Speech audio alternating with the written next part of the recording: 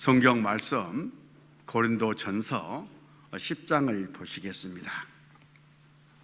신약 성경 275쪽 고린도전서 10장입니다.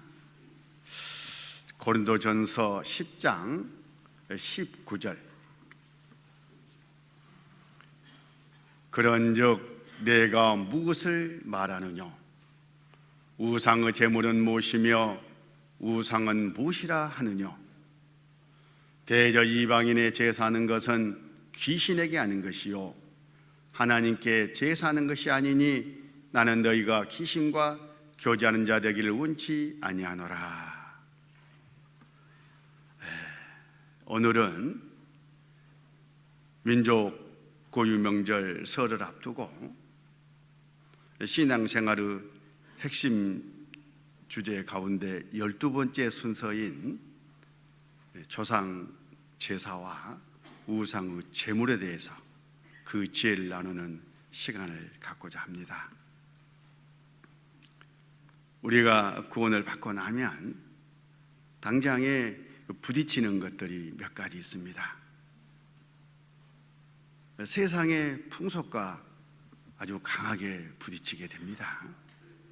우리는 전에 함께 했던 그 세상의 풍속에서 빠져나와 가지고 구별돼서 하나님의 백성으로 살아가는 사람들입니다. 그렇기 때문에 하나님의 영과 마귀의 영이 부딪히는 그런 접점에서 당장에 여러 가지 어려움과 곤란을 겪는 그런 일들이 있습니다. 그 중에 대표적인 것 중에 하나가 이런 이제 설 명절을 만난다거나 또 아니면 전에 늘 지내왔던 그런 제사 날이 다가오면 원치 않게 가족들과 갈등을 빚게 되고 또 그 제사 문제 때문에 서로 반목하고 심지어는 원수처럼 여기는 이런 갈등까지 겪는 경우가 왕왕 있습니다. 제가 대표적인 사람 중에 하나인데요. 저는 이제 아주 독실한 불교 신자인 어머니 밑에서 11살 때 아버지를 여의고 쭉 불교 신자로서 이렇게 자라왔습니다. 또 가정이 아주 유교 풍속이 강한 그런 엄한 유교 그런 교육을 갖고 11살 어린 나이에도 아버지 3년상 달마다 밥을 해가지고 아침 저녁으로 영호라고 그래요. 거기에 차려놓고 제사를 지내는 그런 그 어린 날을 보냈던 경험이 있습니다. 그래서 이제 유교 풍속이 얼마나 강한지 모릅니다. 그런 제가 어느 날 갑자기 하나님의 사랑을 깨닫고 구원을 받았잖아요. 함께 전에 오손도손 잘 지내던 그 세상 풍속에서 제사 풍속에서 구별이 돼가지고 하나님의 이제 말씀 안에서 하나님을 섬기는 그런 사람으로 바뀌었습니다. 그러니 어떤 일이 일어났겠습니까? 저희 어머니가 저 구원을 받고 14년 후에 구원을 받으셔요. 그러니까 그 사이에 얼마나 큰 갈등과 고초가 있었겠느냐 그 말이에요. 저는 숫째 그냥 원소로 취급을 받았습니다. 집에 오지도 말라는 그런 저주를 당하면서 주님을 섬겨왔어요. 그래서 어느 누구보다 이런 세상 풍속, 제사, 또 우상 숭배 부분에 있어서 관심이 많았고 그래서 또 연구도 하게 되고 그래 우리 그 교회에서 발행하는 소책자 있잖아요. 제사 때문에 고민하십니까?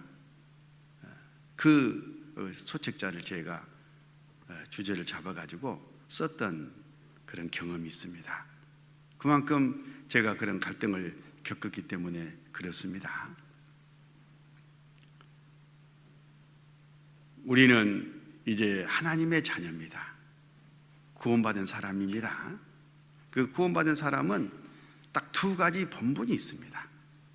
하나는 나를 구원해 주신 주님 하나님을, 그 은혜를 깨달았으면 경외하고 순종하는, 명령을 듣는 그런 삶을 꼭 살아가야 됩니다.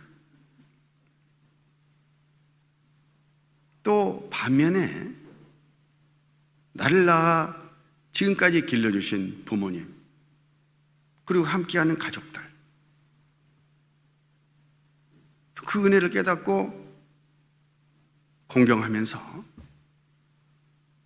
잘 섬겨야 되는 그런 책임도 함께 갖고 있는 거예요.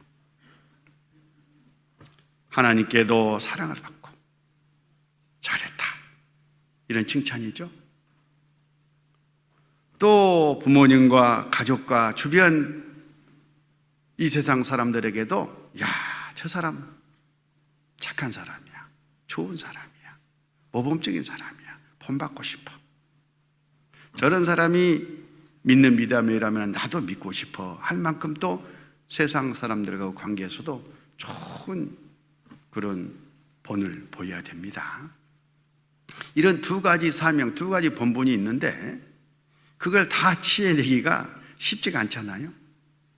그래서 오늘 이걸 이제 목표로 어떻게 하면 그러면 하나님께도 합당하고 또 세상 사람, 특히 가족과 관계도 원만한 그런 좋은 관계를 유지하는 그런 길을 모색할 수가 있을까 하는 지혜를 얻고자 하는 거예요. 이 지혜는 성경 안에 있어요.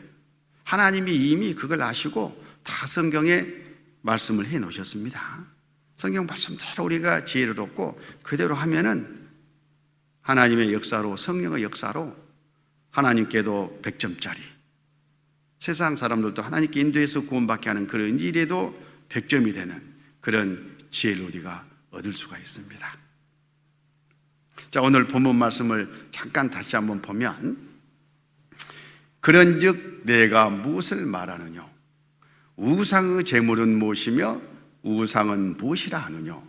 대저 이방인의 제사하는 것은 귀신에게 하는 것이요 하나님께 제사하는 것이 아니니 나는 너희가 귀신과 교제하는 자 되기를 원치 아니하노라. 이렇게 말씀을 하셨습니다.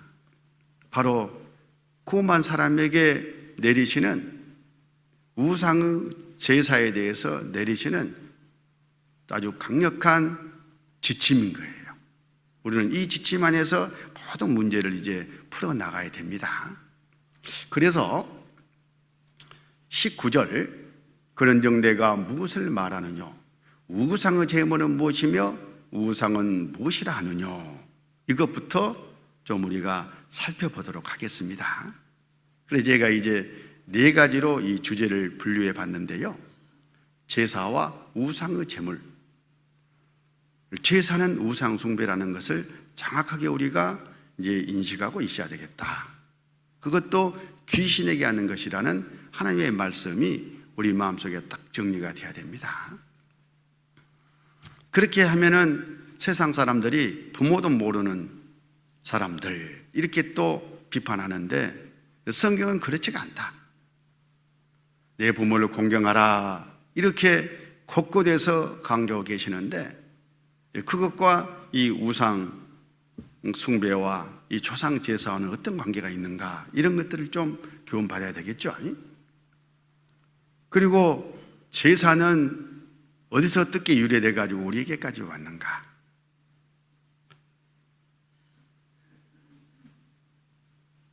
부딪히는 그것을 어떻게 잘 극복하고 가족전도의 지혜로 삼을 수는 없을까 하는 것들을 모색해 보는 겁니다.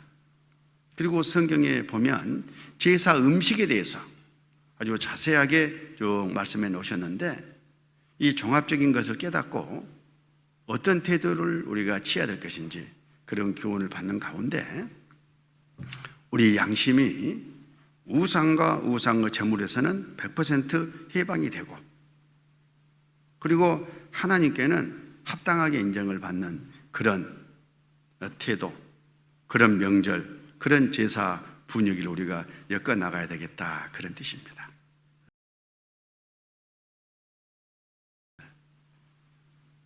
먼저 이 제사는 귀신에게 하는 것이라는 것. 고린도전서 10장 20절, 대저 이방인의 제사하는 것은 귀신에게 하는 것이요. 우리가 음식을 차려놓고, 자 봐봐요, 이렇게 명절에 차례상 앞에서 이제 절을 하면 귀신이, 마귀가 어흠 해봐 이렇게 받아먹는다, 그 말이에요. 하나님의 받는 게 아니다, 우리 조상이 와서 드시는 게 아니다, 그 말이에요. 근데 우리가 이걸 전에는 몰라왔습니다. 그래서 우리는 이제 이걸 정확히 알고 이 말씀에 따라서 실천을 해야 된다, 그런 뜻입니다. 귀신에게 하는 것이요. 이 마귀, 귀신이 어떤 존재들입니까? 여기 제가 잠깐 메모를 해봤는데요, 타락한 천사입니다. 하나님의 대적자이고 우리 인간의 원수입니다. 우리가 잘 알다시피 이 마귀 귀신들은 100% 하나님 반대편에 있어요. 서로 완전한 적군이에요. 치열한 영적 전쟁을 벌이는 적군이다, 그 말입니다. 그래서 성경에서는 이 마귀와 귀신을 대적자라고 표현합니다. 하나님의 일을 사사건건 반대하고 사사건건 넘어뜨리고 사사건건 해방하는 착한 것이라고는 털끝만큼도 없는 존재가 마귀와 귀신이에요. 왜냐하면 근본이 그렇기 때문에 마귀에게서는, 귀신들에게서는 착하고 선한 것이 털끝만큼도 나올 수가 없는 겁니다. 가시나무에서는 가시 열매만 맺히는 것처럼.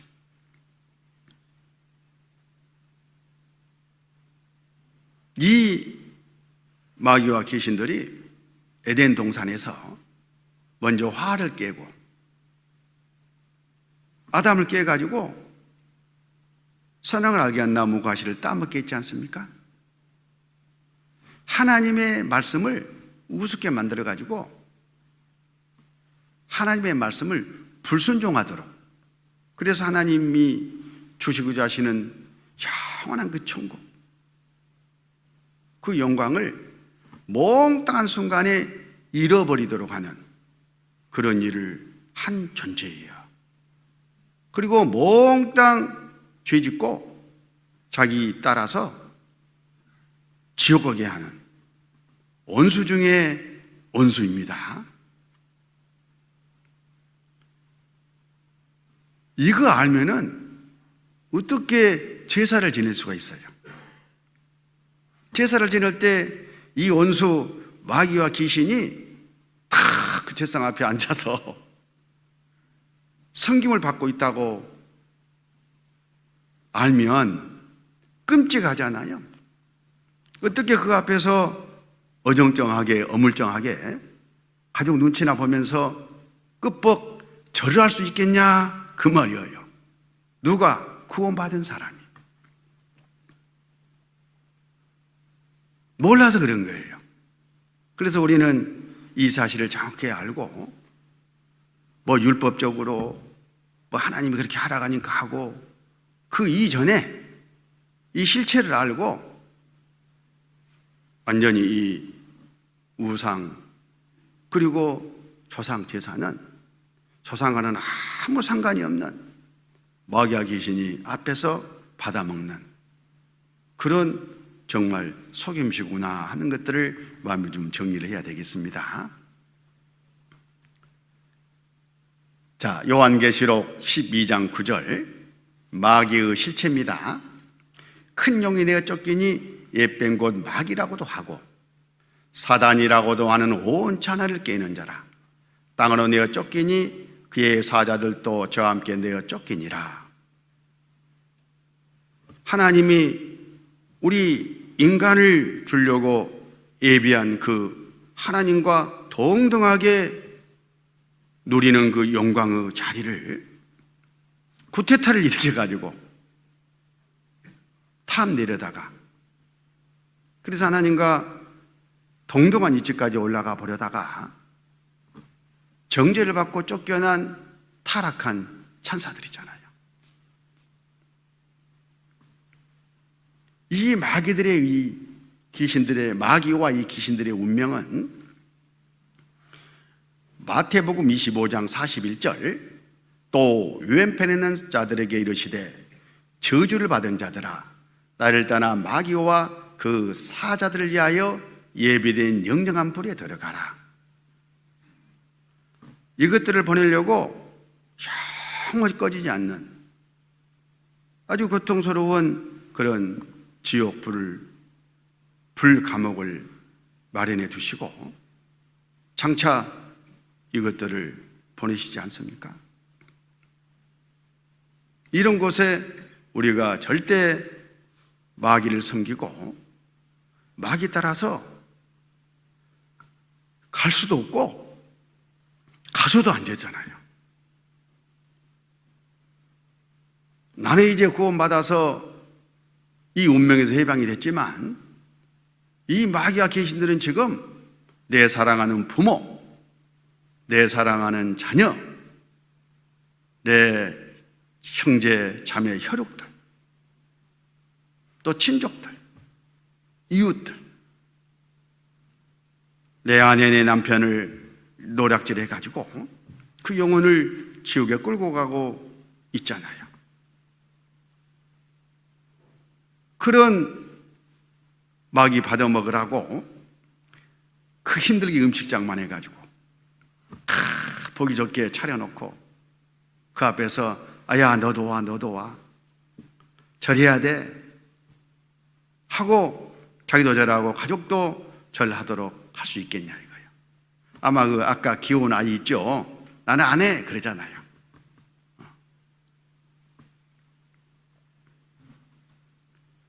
그래서 하나님은 이런 우상을 만들지도 말고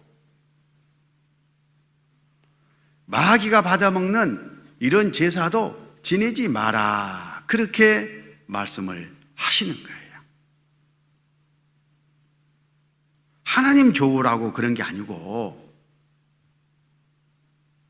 우리에게 속지 말고 마귀 따라 지옥 가지 말고 또 가족도 지옥에 보내지 마라, 그런 사랑의 말씀이지 않습니까?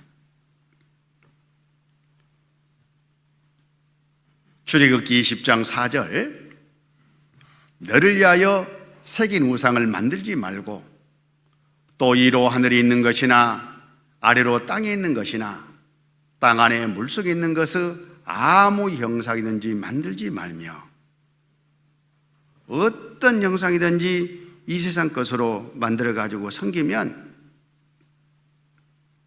마귀와 귀신이 거기에 와서 쉬운 말로 붙어서 섬김을 받아요. 그러니까 하지 마라 그러시는 거죠. 아예 만들지도 마라. 5절, 그것들에게 절하지 말며 그것들을 섬기지 말라. 나 여호와 너희 하나님은 질투한 하나님인즉 나를 미워한 자의 죄를 갚되 아비로부터 아들에게로 3, 4대까지 이르게 하거니와 나를 사랑하고 내 계명을 지키는 자에게는 전대까지 은혜를 베푸느니라. 여기 질투하는 하나님이다 그러니까 하나님은 질투하신 분이라고. 여기 이 질투는 다른 질투가 아닙니다. 내가 너를 사랑한다, 내 프로포즈를 받아주라, 그러면 이 천국이다, 네 것이다 그 말이에요. 그걸 주겠다는 말씀을 하시는 거예요. 대신 끌고 가서 죄짓게 해가지고 지옥 보내는 그런 마귀를 짝짝꿍하고 사랑할 수 있겠냐. 그렇게는 내가 못 본다. 우리를 사랑하시는 표현으로 다름 아니겠습니까? 그런 사람은 구원을 받고 또 그 후손들도 계속 구원을 받고 이 세상에서도 그 후손들에게는 하나님이 여기 3, 4대까지 축복해 주셔요. 이런 약속이 있습니다.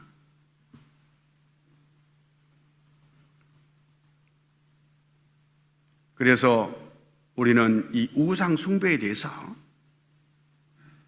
귀신을 섬기는 이 제사에 대해서 올바른 이 태도를 가져야 돼요. 다른 말로 하면 제사는 절대 안 된다 그 말이잖아요.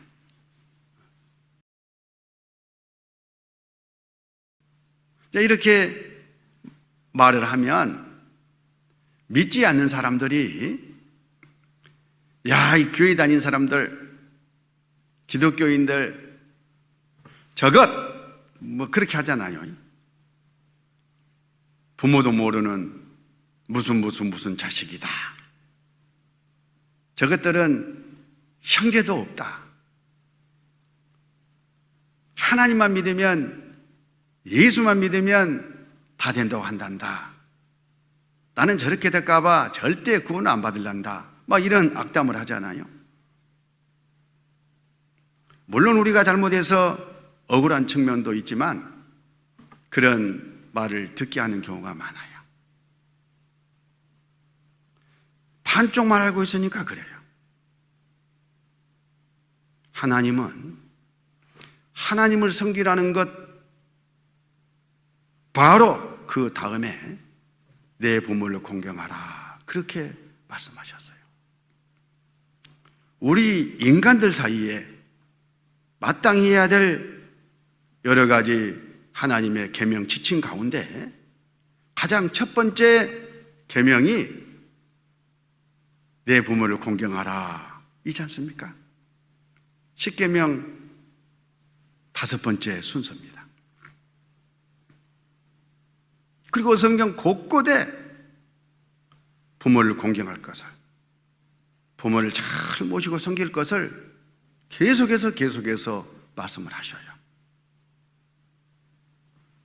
그러니까 그런 말을 하는 이방인들에게 이런 이야기를 해주는 거예요.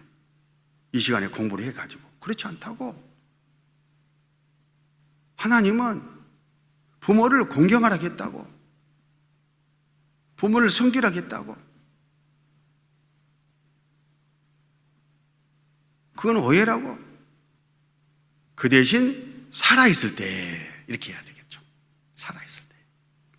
그래서 나도 이 성경 말씀대로 부모님이 살아있는 동안에는 믿지 않는 그 사람보다 훨씬 더 부모님을 찾아뵙고 용돈도 드리고 이거저거 챙기고 마음을 써드리고, 그렇지 않냐고. 나 보면 모르겠냐고. 나는 말씀대로 믿는 올바른 그리스도인이다. 이렇게 내 생활이, 말이 변증을 해야 되지 않겠습니까?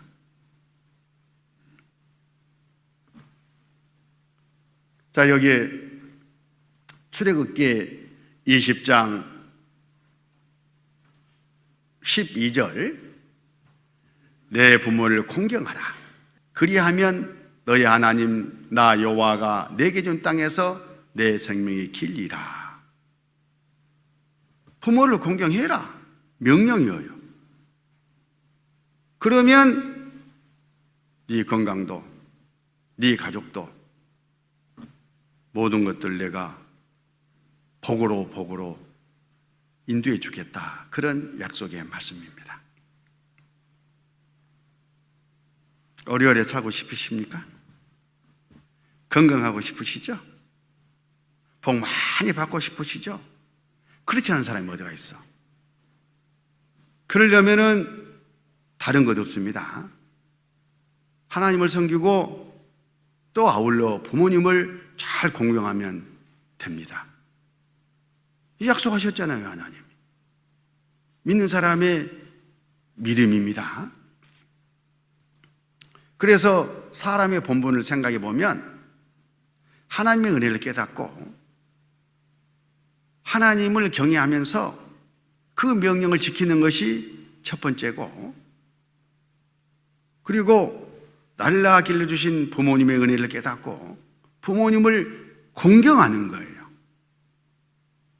그리고 부모님 말씀을 순종하면서 잘 섬겨드리는, 바로 그것이 인간의 마땅한 도리다, 그런 뜻입니다. 이 두 가지 것 중에 하나가 빠지면 그건 하나님의 말씀대로 안 사는 거예요. 그래서 신약 성경에도 이렇게 또 강조하셨습니다. 에베소서 6장 2절, 내 아버지와 어머니를 공경하라. 이것이 약속 있는 첫 계명이니 이는 네가 잘 되고 땅에서 장수하리라. 땅에서 장수하리라. 이 세상에서 건강하게 오래오래 살게 될 거다 하는 약속이지 않습니까? 언제? 아버지 어머니를 공경할 때. 첫 계명이다, 하나님의 명령이다, 또 하나님의 약속이다, 그런 뜻이지 않습니까?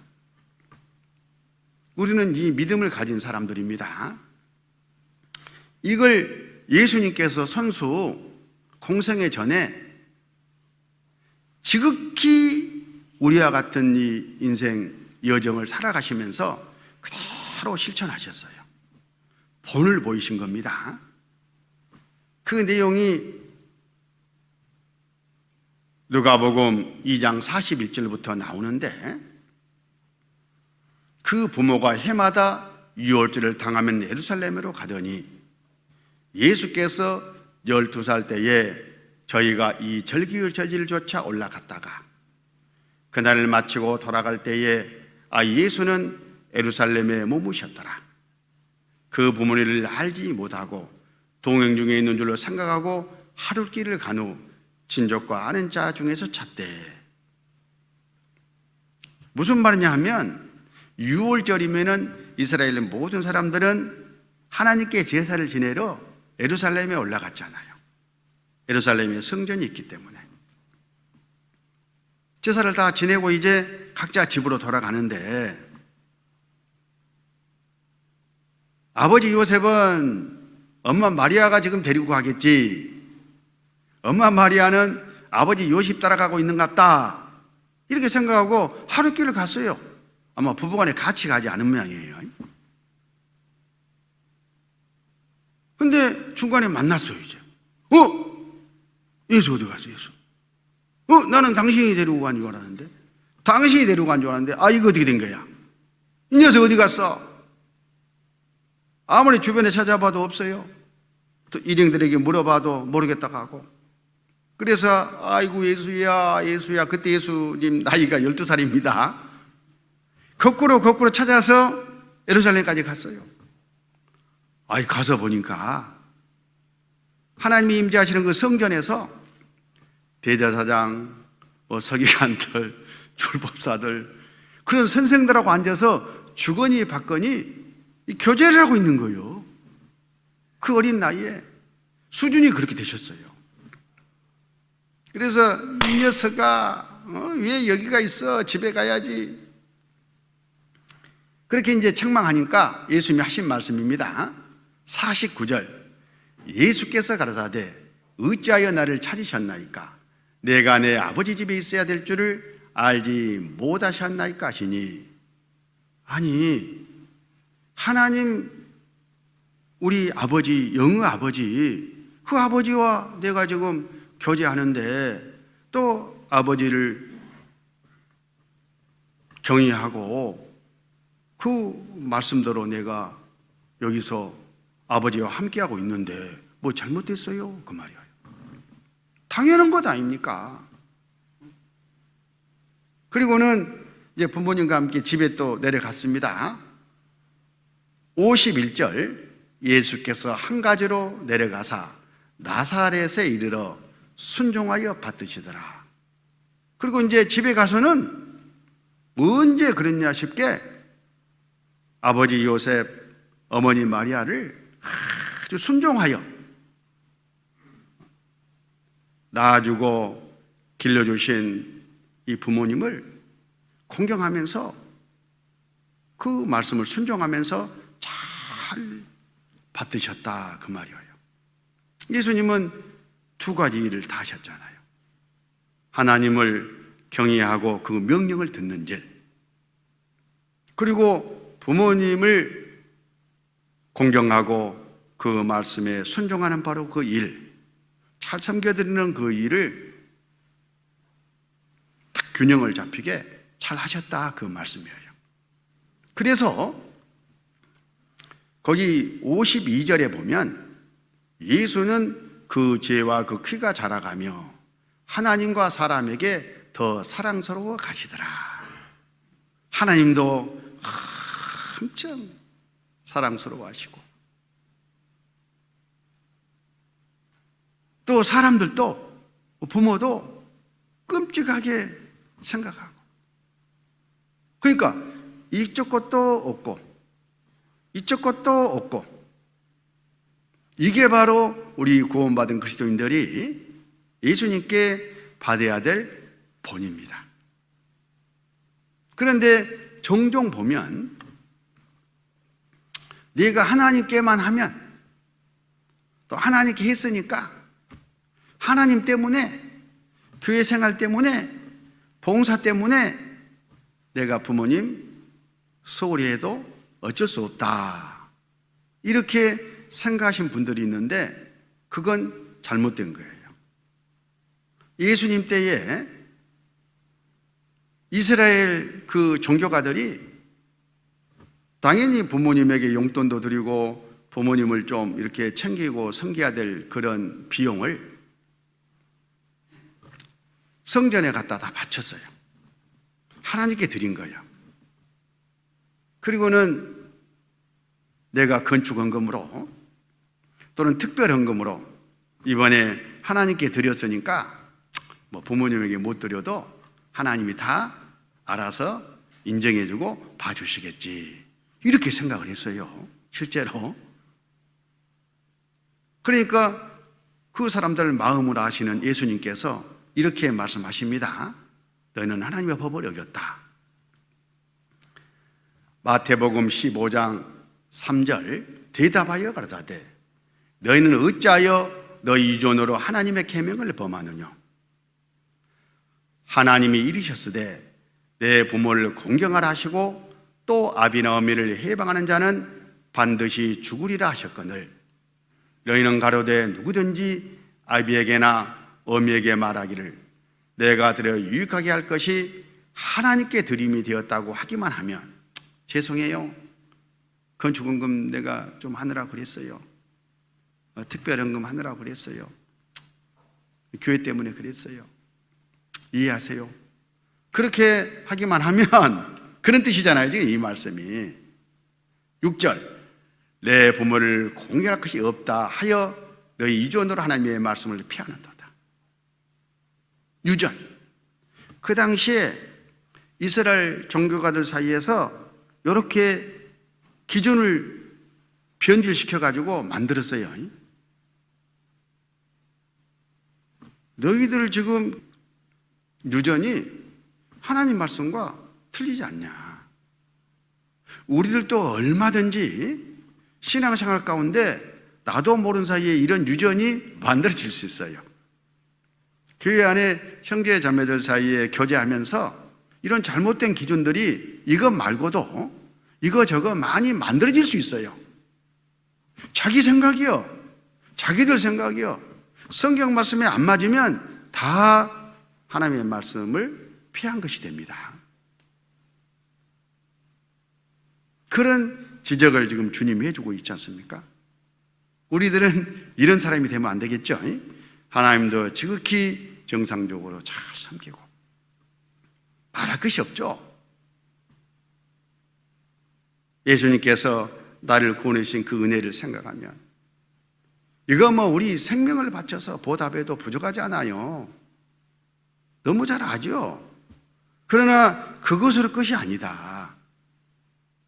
부모를 지극히 정상적으로 잘 섬기는 그것도 바로 다름 아닌 예수님 하나님을 섬기는 거다. 이렇게 마음에 딱 두고 두 가지 일을 실천하셔야 됩니다.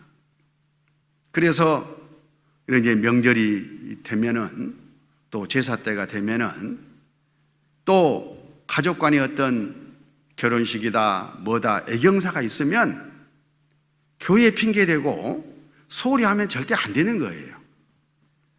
이것도 챙기고 저것도 챙기고 지혜를 짜봐요. 두 가지를 다 할 수가 있어요.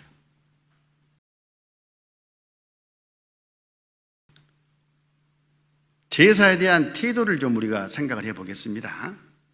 자, 이 봐봐요, 그림을. 참 이 그림을 누가 잘 그렸더라고요.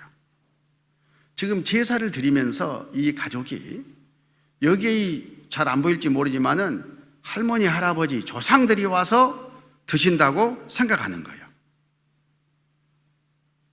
몰라서 그런 거죠. 그렇지가 않죠. 그리고는 저 죽음을 건너갔던 조상들이 그 혼령이 구천을 떠돌다가 제삿날이 되면 이렇게 와가지고 이렇게 차려놓고 인사드리고 하면은 맛있게 배불리 드시고 잘 먹었다, 고맙다, 빠이빠이 이렇게 간다고 생각하는 거예요. 상상을 이렇게 하는 거예요. 우리도 전에 그렇게 생각했잖아요. 저도 그랬거든요. 그런데 그렇지가 않다는 거예요. 하나님은 이 세상뿐만 아니라 저 세상까지 동시에 다 보시는 분이잖아요. 돌아가신 그 영혼이 죽음 건너 어떻게 됐는지를 너무나 잘 아셔요. 그리고는 성경에 이렇게 말씀하셨어요.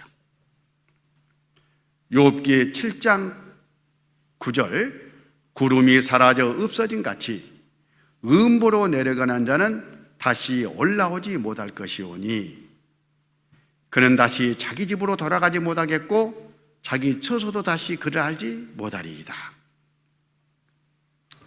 몸에서 영혼이 쏙 빠져나가가지고 죽음을 건너간 그 영혼은 하나님이 특별한 어떤 허락이 아니고서는 절대 이 세상에 나오지 못한다, 그 말이에요. 그러니까 제삿날 제사밥 먹으러 오지 않으시는 겁니다. 구름이 사라져 없어진 같이 음보로 내려가는 자는 다시 올라오지 못할 것이오니 그는 다시 자기 집으로 돌아가지 못하겠고 자기 처소도 다시 그를 알지 못하리이다. 모든 육신적인 인간관계가 다 끊어진다, 그런 뜻이에요. 우리가 부모를 공경하고 섬기는 것은 이 세상에서 이 몸을 낳아주셨잖아요. 이 육신, 이 몸과 관련해서 인간관계가 지금 맺어진 상태입니다. 그러니까 살아있는 동안에는 그 인간관계 때문에 아까 공경하고 잘 섬겨야 되는 거예요. 그런데 돌아가셨어요. 돌아갔다면 뭔 말이에요? 그 몸은 어디로? 흙으로 돌아갔고 땅에 묻혀버렸어. 이제 그 몸은 공경해드려야 될 몸이 땅으로 묻혀가지고 흙으로 돌아가 버렸어. 영혼은 죽은 건 저 세상 갔으니까 이제 끝이고, 그러면 인간관계가 다 끊어졌잖아요. 더 이상 부모에 대한 책임이 끝난 거예요. 이걸 알아야 돼요. 그런데도 불구하고 착각해가지고 와서 제사밥을 드실 것이다 하면서 재물을 마련해가지고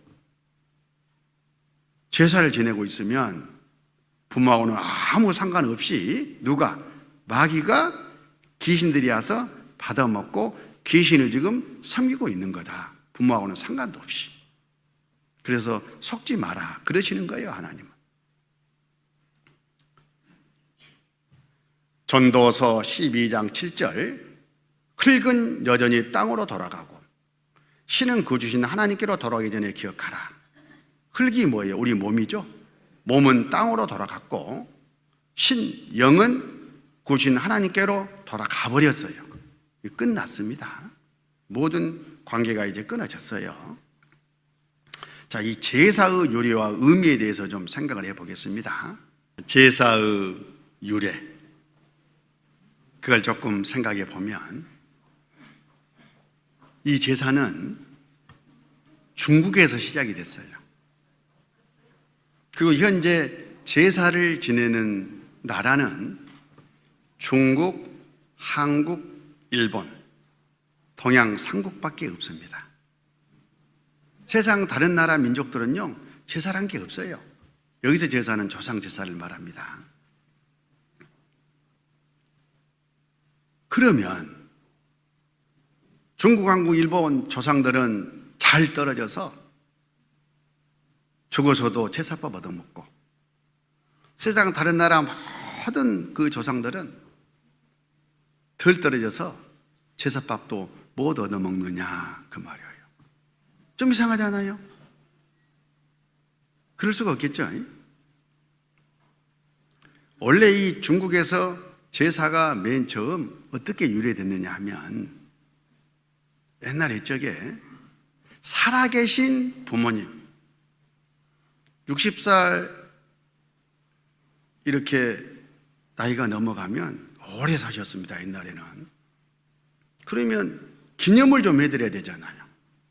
그래서 장수하신 그 기념으로 주변 마을 사람들, 친척들 다 초대해가지고 자녀들이 음식을 푸짐하게 준비해가지고 부모님을 공경하는 그런 예를 갖췄어요. 요즘으로 말하면 우리 무슨 환갑이나 칠순, 팔순 잔치 같은 그런 개념이었습니다. 살아계신 분에게 해드린 거였어요. 이제 그 전통이 쭉 이어져 오다가 어느 순간에 그 부모님이 돌아가셨는데도 불구하고 마음이 좀 서운해서 그런지 그렇게 음식을 또 차려가지고 그 날을 기념하는 그런 전통이 점점 시작이 됐습니다. 민간에서. 그게 어느덧 미풍양속이 돼버린 거예요. 하지 않으면 불효자로 여김을 받고 제사 안 지내면 아주 부모에게 잘못한 것처럼 그렇게 사회 규범이 만들어진 바람에 제사가 일반화가 됐던 거예요.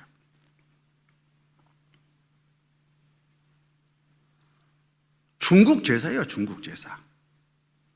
자, 우리나라에는 지금으로부터 한 600여 년 전에 고려 말입니다. 주자학과 함께 이 제사법이 들어왔어요. 처음에는 뭐 주자학자들이 이런 것도 있네 하고 몇 사람 이제 제사를 또 지내보고 막 그랬죠. 그러다가 이시조선, 이성계가 많은 고려 충신들을 죽이고 역성 구테타를 일으켰지 않습니까? 그러니까 이제 백성들의 원망이 너무 컸어요. 그래서 민심을 달랠 그런 목적으로 이 제사를 이용한 거예요. 죽은 고려 충신들 제사를 지내주고 그렇게 시작을 했던 것들이 쭉 또 퍼져가지고 모든 사람들이 제사를 지내야지만 집안의 가문의 영광이고 마땅히 하는 것처럼 이렇게 잘못 인식이 되어버렸어요. 그런데 이 불교와 함께 이 제사, 이 전통은 우리 것이 아니라 외래 종교 풍속이잖아요. 우리 거 아니에요. 우리 5,000년 역사 가운데 원래 우리 한민족은 천손, 하나님의 자손이다. 이런 자긍심을 가지고 믿고 생활을 해왔어요. 저는 옛날 상고사를 공부를 전에, 구원받기 전에 많이 했던 사람이라 잘합니다.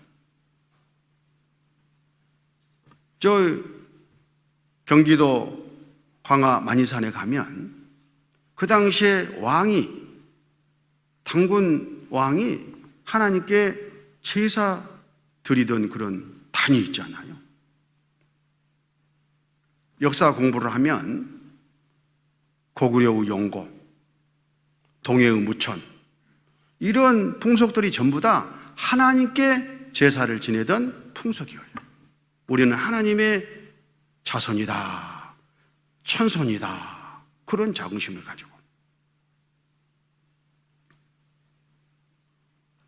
그랬는데 이런 불교라든가 유교가 우리나라에 들어와 가지고 그 성경적인 우리 그 가치관을 그렇게 바꿔버린 거예요. 우상 숭배 쪽으로. 우리는 그 우상 숭배한 그 분위기 안에서 태어나서 자라다 보니까 그게 마치 우리 한국 것이고 구원받고 하나님을 섬기는 것이 이상한 것처럼 여기는데 아닙니다. 긴 역사 가운데서 봐야 돼요. 우리가 구원을 받고 하나님을 섬기는 이 믿음이, 이 전통이 원래 5,000년 우리 한민족의 역사와 맞닿아 있다는 그런 자긍심을 꼭 가지고 또 그런 이야기를 주변 분들한테 해드릴 필요가 있습니다. 공자님이 계시던 그때에 제자가 찾아와서요, 선생님, 오늘 아침에 제 소가 새끼를 낳습니다. 오유, 그래, 한미천 했네. 그런데 고민이 하나 있습니다. 뭔데? 오늘 우리 아버님 기일입니다. 그래도 제사를 지내야 되겠죠? 이렇게 물어보는 거예요. 그래라? 좀 있으니까 다른 제자가 또 와가지고, 선생님, 우리 집사람이 오늘 아들을 낳았습니다. 잘했다. 그렇게 아들을 기다리더만. 그런데 또 고민이 있습니다. 뭐냐? 오늘 밤 우리 어머니 제삿날입니다. 그래서 제사는 그냥 지나갈랍니다. 그래라. 이렇게 이제 답을 해줬어요. 그러니까 따르던 주변의 제자들이 좀 이상하잖아요. 똑같은 사이인데 알고 보면 어떤 경우는 허락하고 어떤 경우는 아니고. 그래서 물어봤어요. 선생님, 어느 쪽을 취해야지 맞습니까? 그러니까 딱 이렇게 공자님이 답변하셨어요. 이 제사라는 것은 마음의 표시다. 부모에 대한, 조상에 대한 공경의 표시다. 마음이 있으면 됐지. 굳이 형식이 무슨 필요가 있냐. 어떤 녀석은 제사 지내기 싫어가지고 안 일랍니다 그러는데 그 녀석한테 지내라 그럴 필요가 뭐가 있고, 어떤 녀석은 굳이 그 마음의 표현을 그렇게 하란다 하는데 하지 마라 그럴 필요가 뭐가 있겠냐. 각자 그냥 좋을 대로 마음의 표시를 하면 된다, 이렇게 가르쳤어요. 참 지혜롭지 않습니까? 그런 것처럼 우리가 제사에 얽매일 이유가 하나도 없다. 그 형식에 얽매일 이유가 하나도 없다. 그런 교훈이 여기에 담겨 있습니다. 그런데 이런 음식을 차려놓고 제사를 지내면 하나님이 엄하게 책망하셔요. 왜? 마귀와 교제하는 거니까요. 그래서 고린도전서 5장 11절에 이제 내가 너희에게 쓴 것은 만일 어떤 형제라 일컫는 자가 음행하거나 탐남하거나 우상 숭배를 하거나 후욕하거나 술 취하거나 토색하거든 사귀지도 말고 그런 자와는 함께 먹지도 말라 함이라. 우리 구원받은 형제나 자매 중에 누군가가 이 우상을 숭배하고 있으면, 제사를 지내고 있으면 그 사람은 마귀와 귀신과 교제하는 자니까 우리는 하나님과 교제하는 사람이죠. 그러니까 나라가 달라, 동네가 달라, 구별되라 그런 뜻이에요. 그런 자는 사귀지도 말고 함께 먹지도 말라 이렇게 말씀하셨잖아요. 물들까 봐 구별시키시는 말씀이십니다. 그래서 이 제삿날이 다가오거나 또 명절이 오면 이렇게 하는 거예요. 마귀가 받아먹는 제상을 차려가지고 절하고 이런 것은 해서는 안 되는 거죠. 그 대신 똑같이 음식을 더 배나 더 풍성하게, 그것도 사람 입에 맞는 것으로 장만을 해요. 그래서 상을 딱 차려놓고 가족들 다 초대하고 모이는 거예요. 일가 친척들, 제삿날. 우리는 제사 안 지내. 그렇죠, 제사는 안 지나죠. 그러나 그 날에 가족이나 친척들이 또 이웃끼리 모여서 음식을 나누고 오손도손 관계를 좋게 하는 것은 너무나 좋은 일이잖아요. 그렇게 활용하는 거예요. 여기 이 모습이 그런 모습이지 않습니까? 이 어르신이 한 말씀하고, 아버지가. 우리 이제 구원받은 그런 가정에서는 이 시간을 하나님께 감사하는 그런 시간,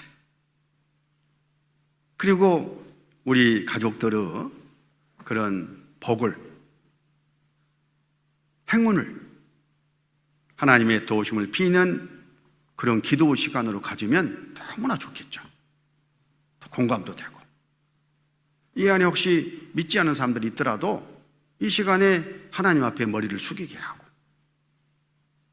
경건한 시간을 갖고, 그리고 할 수 있으면 또 간단하게나마 성경도 한 구절 또 이렇게 읽고, 그러면 얼마나 좋겠어요. 하나님께도 사랑을 받고 여기에 참석한 사람들에게도 기쁨을 주는 이 두 가지 것을 다 이루지 않겠습니까? 또 그러라고 하니까 어떤 기독교인들은요, 1시간씩에 다 식어버렸어. 나중에 숟가락 대니까 안 넘어가. 깔깔해가지고. 그런 말이 아니죠. 모여서 그런 시간을 먼저 갖는 거예요. 잠깐 하나님 앞에 감사하는 그런 경건의 시간을 잠깐 갖고, 그리고 맛있게 먹는 거예요. 별걸 다 가르쳐 드리네. 이런 지혜가 필요하다, 그런 뜻이에요.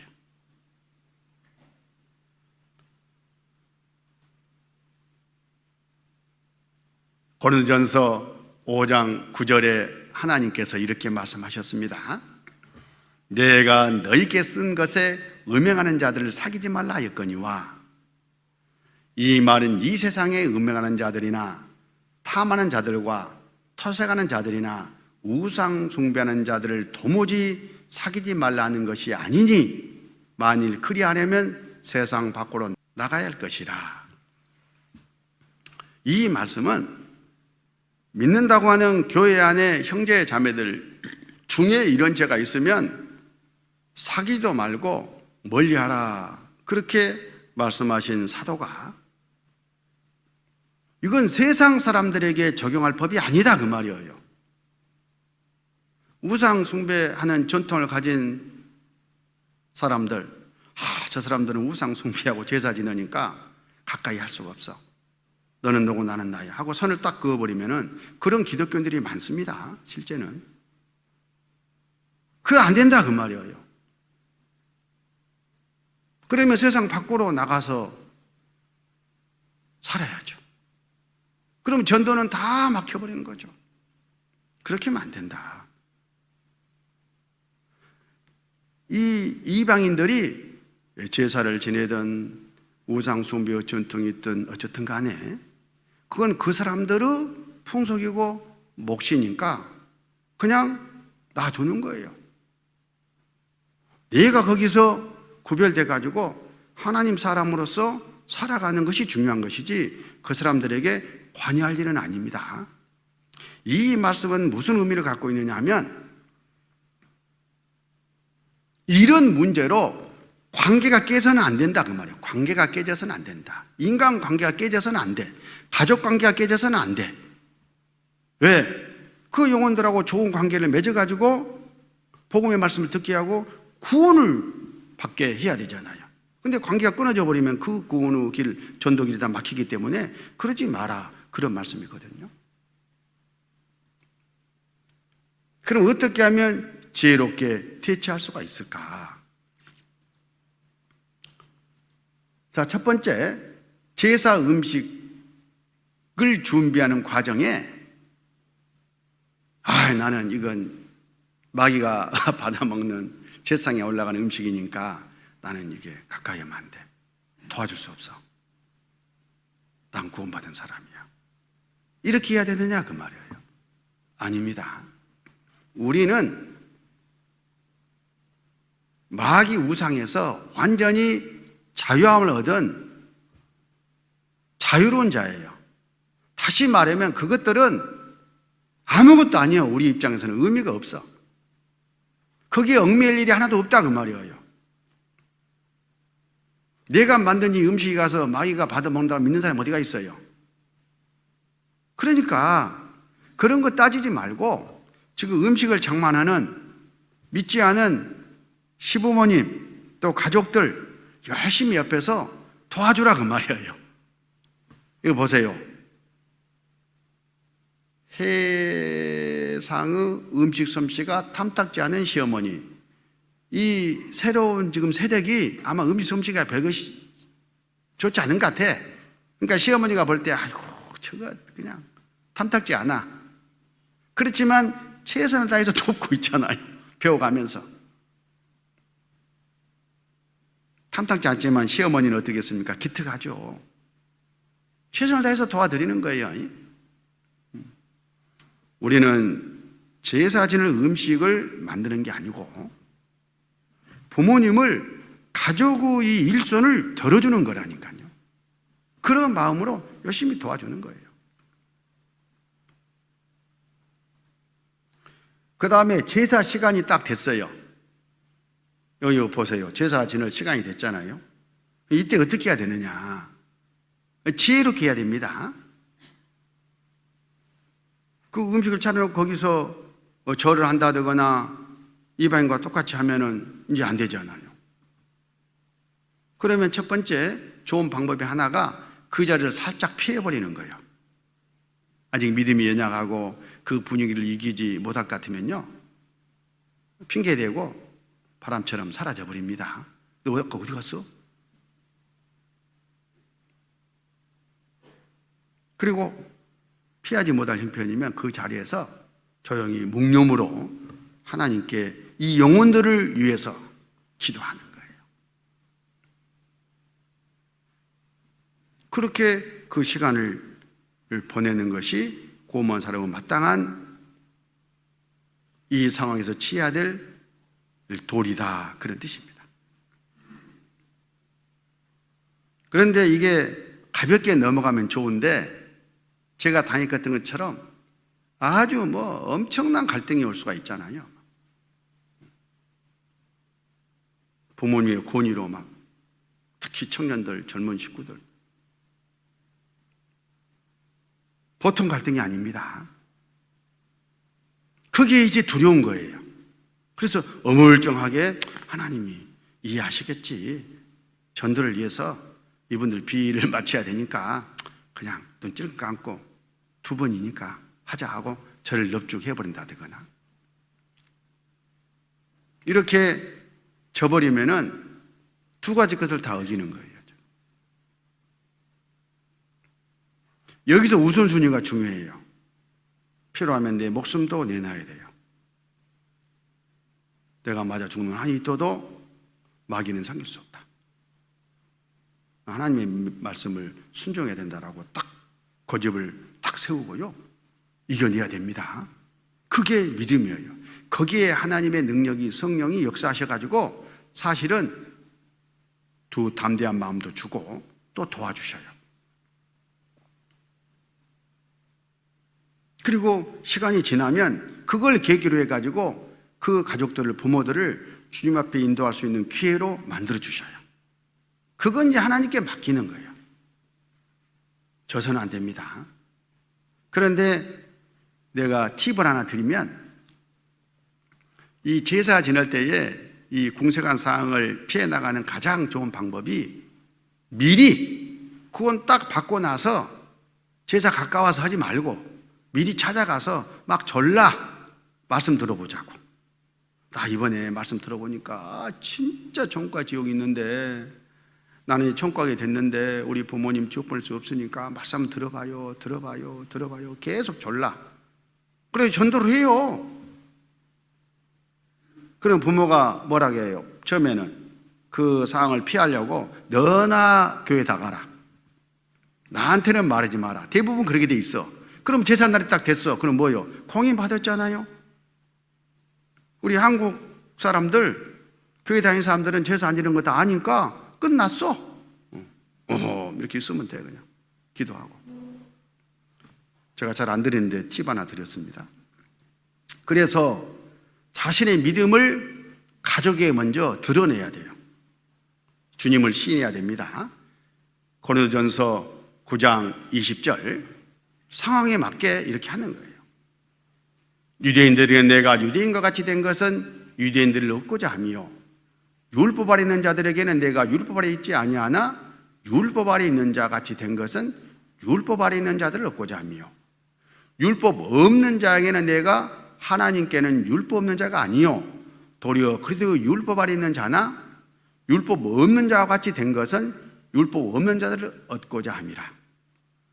약한 자들에게는 내가 약한 자와 같이 된 것은 약한 자들을 얻고자 하며 여러 사람에게, 여러 다양한 그 가족들에게, 구원받지 않은 사람들에게 내가 여러 모양이 된 것은 아무쪼록 몇몇 사람들을 구원코자 함이니 내가 복음을 위하여 모든 것을 행함은 복음에 참여하고자 함이라. 그러니까 중요한 것은 하나님의 규정을 어기지 않는 그 철저한 원칙 안에서 어떤 것도 내가 할 수 있는 거예요. 목적이 뭐예요? 그 영혼을 인간관계를 좋게 해가지고 하나님 말씀 앞에 인도하는 그거에 대해 도움이 되면 다 할 수 있는 거다. 이렇게 딱 정리하시면 돼요. 우상 숭배, 조상 제사 문제도 이 안에 지혜가 다 들어 있습니다. 마태복음 10장 32절 누구든지 사람 앞에서 나를 시인하면 나도 하늘에 계신 내 아버지 앞에서 저를 시인할 것이요 누구든지 사람 앞에서 나를 부인하면 나도 하늘에 계신 내 아버지 앞에서 저를 부인하리라. 사람들 앞에서 내가 구원받은 사람이라는 것을 확실히 먼저 선포하는 거예요. 그럼 하나님이 도와주셔요. 10장 28절 몸은 죽여도 영혼은 능히 죽이지 못하는 자들을 두려워하지 말고, 사람을 두려워할 일이 아니다 그 말입니다. 뭐 죽이기까지 하겠어요? 오직 몸과 영혼을 능히 지옥에 멸하신 자를 두려워하라. 사람, 내가 두려워하면 그 영혼이 지옥 가는 거예요. 그렇게 딱 생각하고 하나님 말씀에 맞게 내가 처신을 해야 된다는 것을 마음에 딱 새겨야 됩니다. 그리고 이제 음식에 대해서, 제사 음식에 대한 지혜가 있는데 하나님의 말씀 성경 규정을 좀 살펴보겠습니다. 사도행전 15장 28절 성령과 우리는 이 요긴한 것들 외에 아무 짐도 너희에게 지우지 아니하는 것이 가한 줄 알았노니 우상의 제물과 피와 목매어 죽인 것과 음욕을 멀리 할지니라. 이에 스스로 상가하면 잘 되리라. 평안함을 원하노라 하였더라. 사도행전 15장에 보면 예루살렘 공회가 첫 번째로 열렸어요. 거기서 사도들과 종교 지도자들이 이 먹는 문제를 가지고 의논한 결과 세 가지 것만 제외하고 구약 성경에 그만 나머지 모든 것들 건강에 좋으면 다 먹어도 된다, 이렇게 선언을 했다, 그런 뜻이에요. 이 배경을 잠깐 보면 바울과 바나바가 안디옥 교회에서 복음을 전하고 있을 바로 그때에 유대에서 선생을 자청하는 사람들이 올라왔어요. 그러면서 변질된 복음을 전하는 거예요. 예수님도 당연히 믿어야 되지만 구약 성경의 율법도 지켜야 된다. 할례도 받아야 되고 이방인이지만 절기도 지켜야 되고, 그리고 음식도 먹지 말아가는 것은 먹어서는 안 된다. 이렇게 다른 복음을 전했어요. 그러니까 이제 바울, 바나바 이 사람들하고 막 논쟁이 벌어졌죠. 그래서 안디옥 교회가 바울과 바나바를 대표로 세워가지고 예루살렘에 있는 사도들에게 보냈어요. 이 부분을 정리해 주라. 그래서 제1회 예루살렘 공회가 열리게 된 거예요. 우리로 말하면 총회가 열려서 총회가. 첫 번째 교회법이 나온 거예요. 15장 1절 어떤 사람들이 유대로부터 내려와서 형제들을 가르치되 너희가 모세의 법대로 할례를 받지 아니하면 능히 구원을 얻지 못하리라 하니 바울과 바나바와 저희의 적지 아니한 다툼과 변론이 일어난지라. 형제들이 이 문제에 대하여 바울과 바나바 및 그 중 몇 사람을 예루살렘에 있는 사도와 장로들에게 보내기로 작정하니라. 그래가지고 그 공회에서 19절 이렇게 결론이 지어진 겁니다. 그러므로 내 의견에는 이방인 중에서 하나님께로 돌아오는 자들을 괴롭게 말고 다만 우상의 더러운 것과 음행과 목매어 죽인 것과 피를 멀리하라고 편지하는 것이 가하니 이 세 가지 것을 딱 금해놨어요. 우리가 지금 교훈 받는 것은 우상의 제물이잖아요. 그래서 우상의 제물은 절대로 먹어서는 안 됩니다. 왜 먹지 말라고 하느냐? 그 이유가 있어요. 오늘 읽었던 본문 말씀 고린도전서 10장 20절 대저 이방인의 제사하는 것은 귀신에게 하는 것이요 하나님께 제사하는 것이 아니니 나는 너희가 귀신과 교제하는 자 되기를 원치 않아라. 귀신과 우상의 제물도 먹어도 된다 이래버리면 어떻게 돼요? 귀신과 교제도 된다 이렇게 돼버리잖아요. 하나님과만 교제해야 할 사람이. 그러니까 성경적으로 맞지 않기 때문에 우상의 제물은 안 된다 하고 금했던 겁니다. 그런데 이걸 잘 이제 보셔요. 먹어지는 경우가 있어요. 제상에 올라간 그런 음식이 내 입속에 들어가는 경우가 있다 그 말이에요. 어떤 경우인가? 첫 번째, 시장에서 파는 것. 우상의 제물로 드려졌던 것이 시장에서 그냥 팔려 나한테 들어왔어. 그럴 때는 그냥 묻지 말고 먹는 거예요. 고린도전서 10장 25절 무릇 시장에서 파는 것은 양심을 위하여 묻지 말고 먹으라. 이는 땅과 자기 거기 충만한 것이 주의 것임이니라. 그도 그럴 것이 이 고린도 교회는 아주 우상 숭배 전통이 아주 강한 지역이었어요. 그래서 거기서 길러지는 대부분의 짐승은 다 우상의 제단에 올라가서 제물로 쓰이고 내려왔다고 보면 돼요. 먼저 쓰고는 그걸 갖다가 시장에서 팔았던 거예요. 이걸 잘 알죠. 사도들은 우상의 제물을 먹지 말라고 했는데 이게 우상의 제물 올라갔다 온 것인지 아닌지 어떻게 그걸 확인할 거요? 늘 양심이 꺼려요. 그걸 보고 바울 사도가 이렇게 정리를 해준 거예요. 시장에서 파는 것은 묻지 말고 먹으라. 우상과는 상관없는 거다. 모든 것은 선하신 하나님이 우리를 먹으라고 주신 것이기 때문에 그 믿음으로 먹으면 가하다 이렇게 설명을 해주고 있는 겁니다. 두 번째, 밥상에 차려진 것. 밥상에. 우리가 명절에 보면 제사 지낸 뒤끝에 이제 부모님들이 가족이 이제 상을 이제 내려가지고 이거저거 다시 상을 봐서 나오잖아요. 그러면 어떤 형제 자매들은 꼼꼼스럽게 이거 아까 상에 올라간 것 같던데 이거 안 돼. 엄마 나는 상에 안 올라간 것만 줘. 그러면서 분별하고 꺼려 하는데 그러지 마라 그 말이에요. 자 봐요. 이렇게 말씀합니다. 고린도전서 10장 27절 불신자 중 누가 너희를 청하며 너희가 가고자 하거든 너희 앞에 무엇이든지 차려놓은 것은 양심을 위하여 묻지 말고 먹으라. 무엇이든지 우상의 제물로 쓰였든 안 쓰였든 간에 묻지 말고 먹으라. 그런데 먹다가 중지할 경우가 있어요. 먹다가 중지. 어떤 경우냐? 나는 믿음이 있어서 이거 뭐 하나님이 나한테 먹으라고 주신 건데, 선한 하나님이 주신 건데 묻지 말고 먹으라 했으니까 먹어. 그런데 옆에서 구원받은 아직 믿음이 연약한 형제 자매가 가족이 있어가지고 그거 아까 상에 올라갔던 건데? 이렇게 말을 하면은 괜찮아, 먹어도 괜찮다겠어, 너도 먹어, 이렇게 하면 돼요? 그러지 마라 이거요. 그 사람은 믿음 분량이 그것밖에 안 되니까 그 양심을 위해서 또는 우상의 제물은 먹어도 괜찮겠나, 이렇게 잘못 가르쳐 줄 수 있잖아요. 그래, 나 몰랐네, 알았으면서도.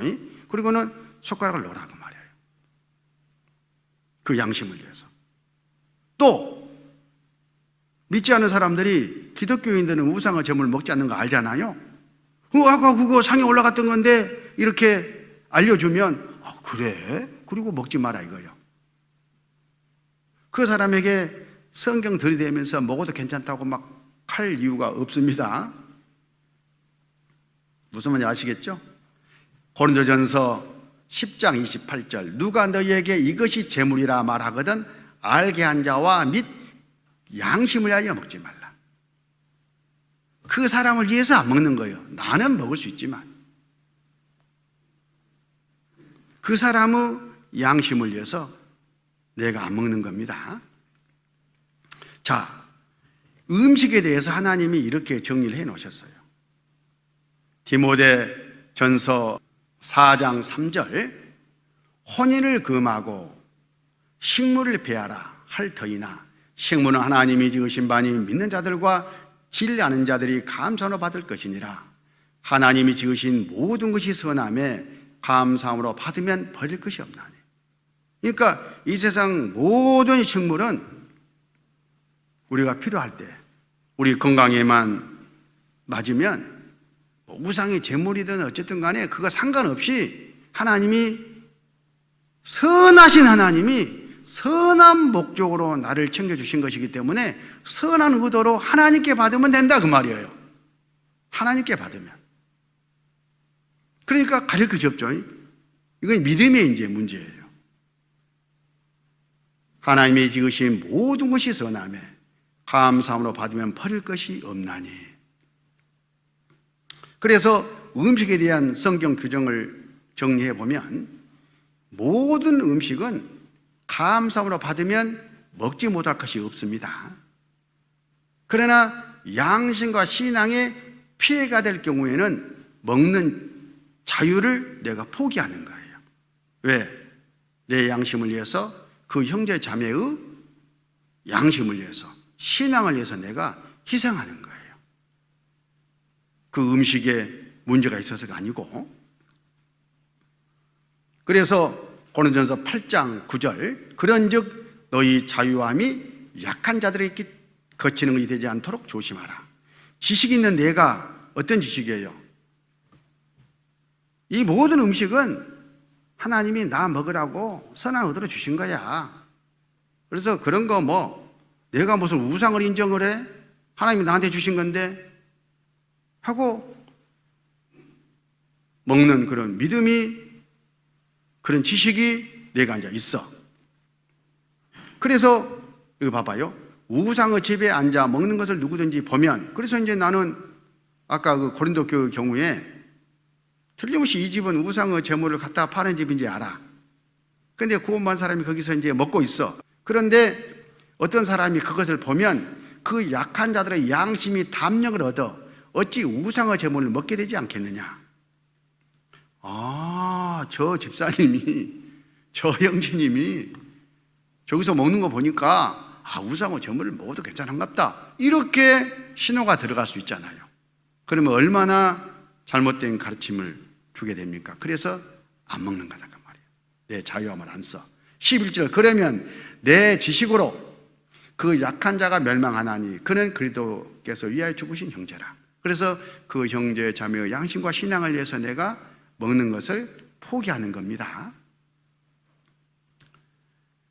고린도전서 10장 31절 우리 다 같이 한번 읽으실까요? 그런즉 너희가 먹든지 마시든지 무엇을 하든지 다 하나님의 영광을 위하여 하라. 유대인이나 헬라야 등에나 하나님의 교회나 거치는 자가 되지 말고 나와 같이 모든 일에 모든 사람을 기쁘게 하여 나의 유익을 구치 아니하고 많은 사람의 유익을 구하여 저희로 구원을 얻게 하라. 그러니까 이거 먹여야 돼 말아야 돼 이게 핵심이 아니고 지금 이 상황에서 어떻게 하는 것이 하나님께 영광이 되느냐, 어떻게 하는 것이 저 영혼을 하나님께 인도해 가지고 구원받게 하느냐, 이게 포인트다 그 말이에요. 마지막 정리를 딱 한 가지 하면 목사님이 우상의 제물도 먹어도 괜찮다겠다. 언제 제가 그랬어요? 이게 중요한 문제예요. 지금이 예루살렘 공회에서 먹지 말라 하고 명령을 내렸는데 어찌 목사가 먹어도 된다고 가르칠 수 있겠어요? 먹을 수 없는 거예요.